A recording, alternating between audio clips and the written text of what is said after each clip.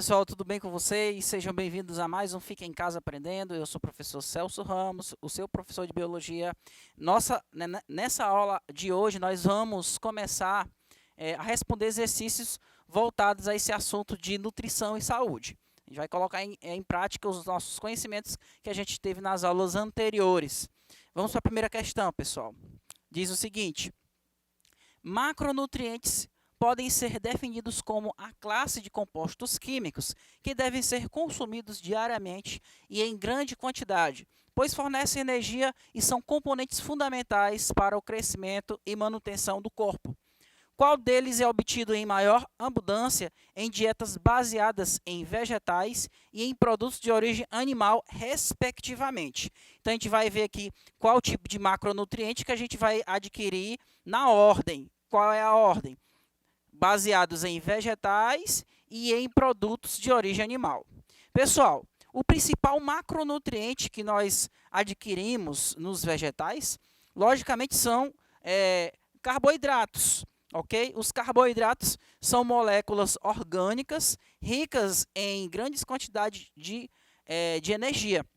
E nós temos um carboidrato que é bastante utilizado, que os vegetais produzem, que ele funciona como se fosse uma reserva energética, que é o amido, ok? Então, carboidratos nós conseguimos em origem vegetal, ok? O outro tipo de macronutriente vai ser as proteínas, porque quando nós consumimos carne, a carne ela é composta basicamente por proteína. Nas fibras musculares presentes ali nas células musculares é basicamente proteína. Então, a alternativa correta vai ser letra A.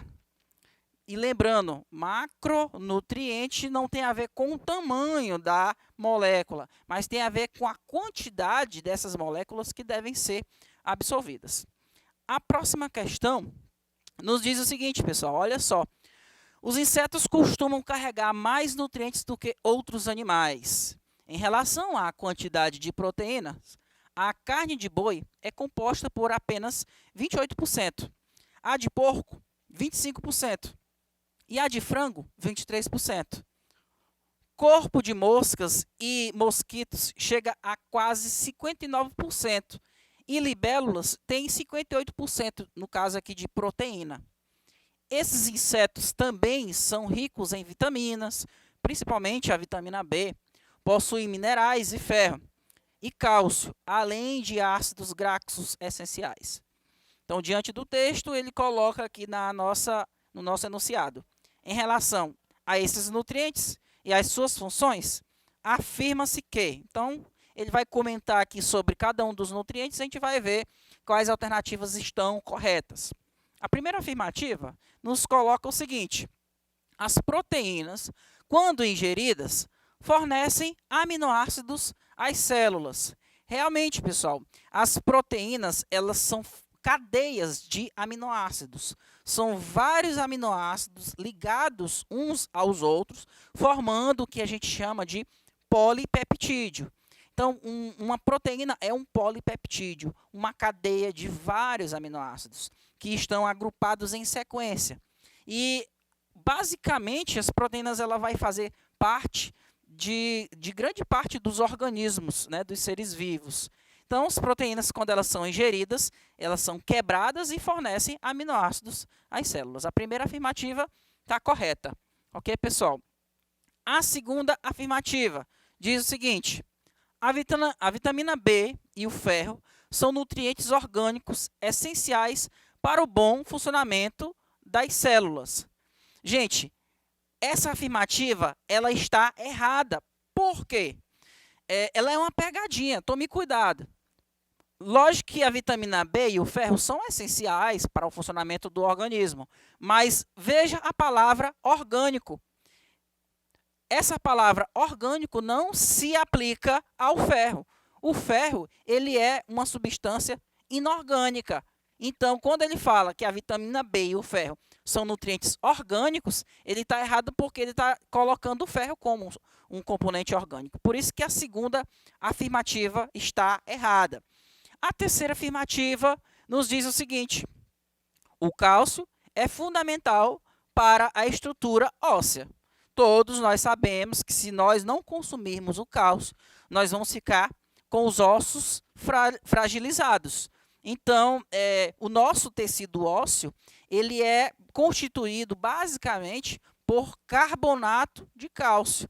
Esse carbonato de cálcio é a substância produzida pelas nossas células ósseas, né, que cada vez que elas vão ficando mais velhas, elas vão depositando essa substância química entre as células ósseas, né? É um tipo de matriz extracelular, que é uma substância produzida pelos tecidos ósseos, no caso do carbonato de cálcio.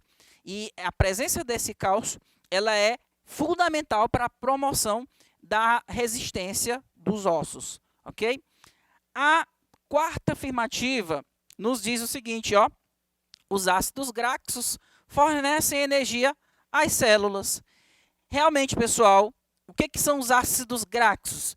Os ácidos graxos são moléculas chamadas de lipídios.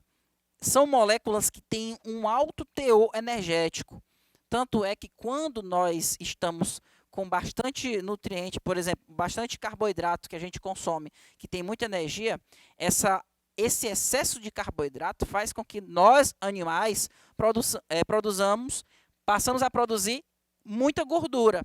E essa gordura tem um alto teor de ácido graxo.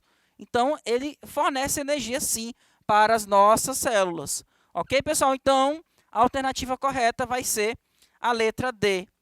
Afirmativa 1, 3 e 4 e são as alternativas corretas. Ok?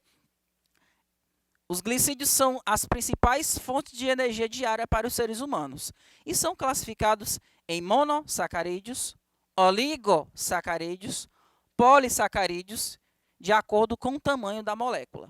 Polissacarídeos são polímeros de glicose constituídos fundamentalmente por átomos de carbono, hidrogênio e oxigênio que desempenham diversas funções essenciais ao bom funcionamento do organismo.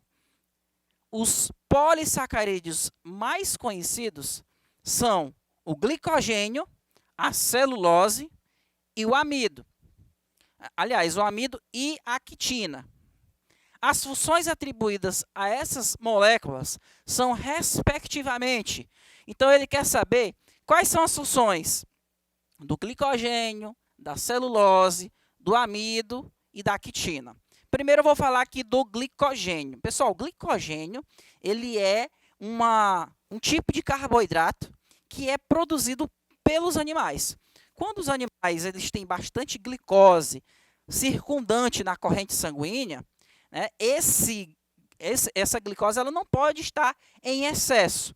Inclusive, quando ela está em excesso, o pâncreas ele libera um hormônio chamado insulina.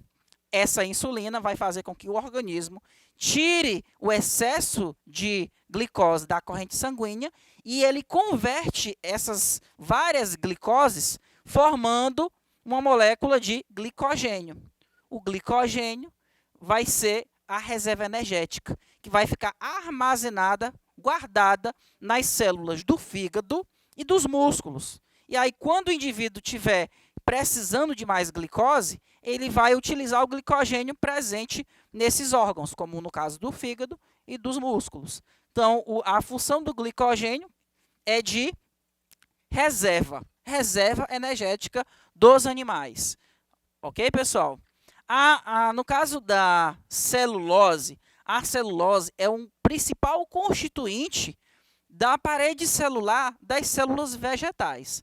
Então, se você for analisar uma célula de uma planta, por exemplo, você vai perceber que ela tem lá a estrutura celular revestida por uma parede celular. Essa parede celular é como se fosse um esqueleto, uma estrutura de proteção. E ela é feita de um polissacarídeo, né, que é a celulose.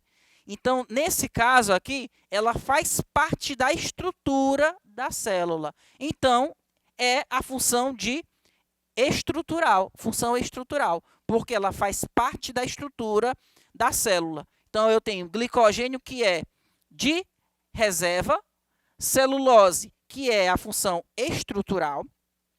O amido. O que é o amido? O amido é um tipo de polissacarídeo, um carboidrato, produzido pelos vegetais. Quando os vegetais fazem a fotossíntese, eles produzem bastante glicose. Essa glicose ela vai se unir a várias glicoses, formando o amido, semelhante ao que acontece com o glicogênio, no caso dos animais. Só que nas plantas não é formado glicogênio, é formado amido. E neste caso, o amido tem a função de armazenar energia química nas plantas. Então, amido tem a função de reserva também. E a quitina, o que ela é? A quitina também é um polissacarídeo, ou seja, também é um carboidrato. Só que este carboidrato aqui, que é a quitina, ela faz parte no caso do exoesqueleto dos artrópodes. Professor, o que é exoesqueleto? Ou exoesqueleto, que é a mesma coisa?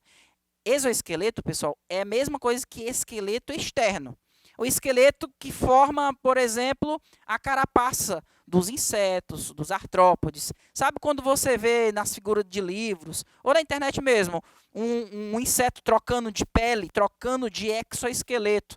Aquele exoesqueleto, aquela carapaça, é feita disso aqui, de quitina, que é um polissacarídeo, certo? Então, como faz parte da estrutura do exoesqueleto, então nós podemos dizer que é um carboidrato estrutural. Então, nós finalizamos aqui.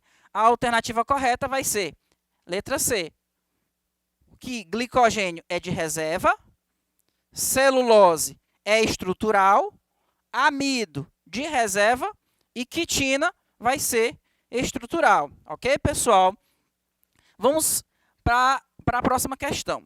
Analise as afirmativas a seguir. Então, a gente vai ver aqui o que está certo e o que está errado. Vamos lá. Os lipídios compreendem as gorduras, os óleos e outros produtos de propriedades similares. Atuam no organismo como reserva de energia. Dependendo dos grupos aos quais pertencem, os lipídios possuem diversas funções, por serem substâncias inorgânicas à base de cátions e íons metálicos. Eles permitem a formação de hormônios e a constituição de membranas celulares, ok? Essa primeira afirmativa aqui, pessoal, ela está errada. Por quê? Lipídio não é substância inorgânica. Lipídios são substâncias orgânicas. Se você for analisar a molécula dos lipídios, ele tem vários carbonos ligados ali, fazendo parte da estrutura principal dos lipídios. E nós aprendemos em química orgânica que os compostos orgânicos têm como constituição principal várias cadeias de carbono. E principalmente os lipídios têm muitas cadeias carbônicas. Então, não posso dizer que lipídio é substância inorgânica. Lipídio é substância orgânica. A segunda afirmativa, pessoal, nos diz o seguinte, olha só. As principais causas das deficiências de micronutrientes são a alimentação insuficiente ou inadequada, uma redução nas necessidades de ingestão de alimentos, por exemplo, em gestantes, crianças e atletas, a presença de substâncias antinutricionais na dieta que aumentam a absorção dos micronutrientes e as infecções. Então, essa afirmativa ela está correta porque os micronutrientes são substâncias que devem ser consumidas em pequenas quantidades. Essa palavrinha micro tem a ver com a quantidade que essa substância tem que ser absorvida. Um exemplo de micronutriente que eu posso mencionar para vocês são as vitaminas. As vitaminas elas não precisam de grandes quantidades, mas se você absorvê-las em quantidades insuficientes, você pode adquirir um quadro que a gente chama de avitaminose, que é uma doença provocada pela falta de vitaminas no organismo. Inclusive, eu posso citar para vocês aqui o escorbuto, que é uma deficiência, por exemplo, que é causada pela falta de vitamina C, que é também chamado de ácido ascórbico. Vitamina C tem o nome também de ácido ascórbico. Então, as avitaminoses, a falta desses micronutrientes, causam doenças, ok? Inclusive, a gente coloca como exemplo aqui, ó, o fitato, presente em leguminosas como feijão, soja e grão de bico, ele é um antinutriente dificultador para a absorção de cálcio, de ferro e zinco. Então, além de haver a deficiência de micronutrientes, pode haver substâncias que são consideradas antinutrientes, que se você consumir essas substâncias, você vai ter dificuldade de absorver substâncias importantes para o organismo. É o exemplo aqui do fitato. Ok, pessoal? A terceira afirmativa, ela nos fala o seguinte, olha só. Também são chamados de hidrato de carbono ou glicídios os carboidratos. Os carboidratos são compostos bioquímicos que fornecem energia ou fibras ao organismo. Eles podem ser facilmente digeridos, como os açúcares, ou podem ser mais complexos, como os amidos. Podem ser ainda como as fibras, que impedem o funcionamento adequado do colo. Então, essa informação aqui, pessoal, primeira coisa que a gente deve levar em consideração, carboidrato fornece energia, tá certíssimo. E tem carboidrato que funcionam como fibras. As fibras, elas são constituídas basicamente de celulose. Elas não são digeridas pelo nosso organismo. Do mesmo jeito que você absorve esses componentes, eles vão sair lá nas fezes sem sofrer digestão nenhuma. Mas elas auxiliam no funcionamento do organismo. Ok, pessoal? Então, essa alternativa aqui, essa afirmação está correta. Ok?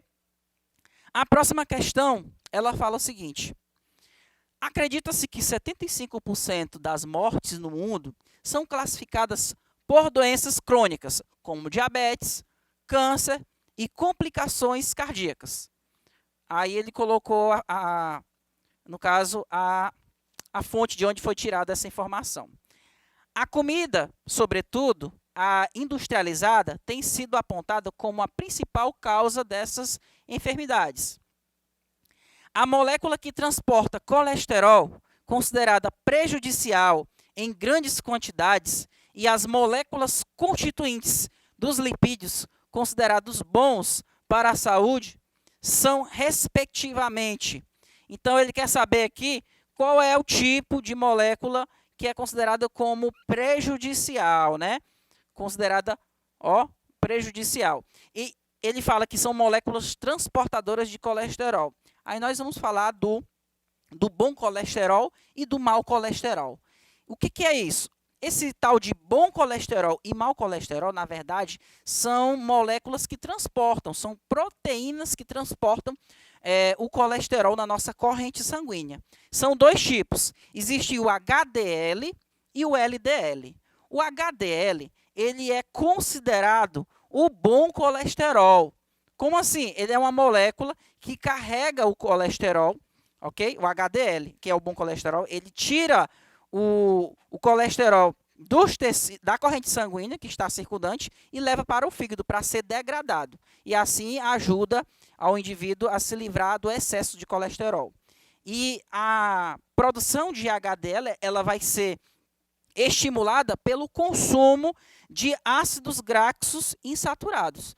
O mau colesterol, que é o LDL, que do inglês ele quer dizer lipoproteína de baixa densidade, ele faz o inverso. Ele costuma depositar excesso de colesterol na parede dos vasos sanguíneos, promovendo o quadro de arteriosclerose.